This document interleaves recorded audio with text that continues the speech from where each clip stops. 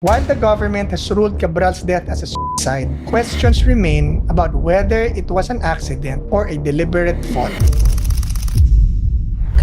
Cabral.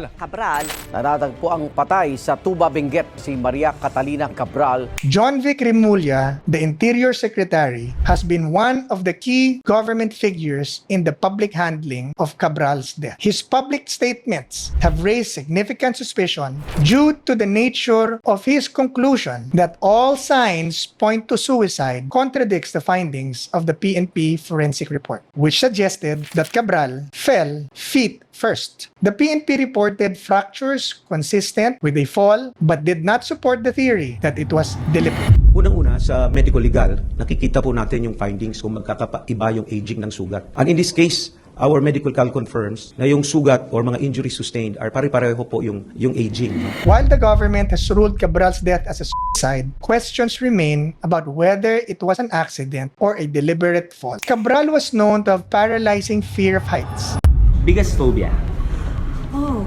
Heights? which raises doubt about the theory that she would have voluntarily approached the cliff edge. If she feared heights so much, why would she willingly go near a 30-meter drop? The public is left in the dark, unsure whether the body identified was truly Cabral's or if something far more sinister was at play. The NBI has confirmed Cabral's identity through fingerprints, but no further details have been provided. The PNP's conclusion about the cause of death and the lack of physical evidence of foul play are still heavily contested. Key questions about the circumstances surrounding her final moment, the missing documents she was supposed to turn over, and the conflicting statements of government officials continue to raise doubt about the official narrative. Despite the government's initial conclusion that her death was suicide, the investigation remains open and no one outside the circle of the authority can truly verify the truth. There are still major gaps in the investigation.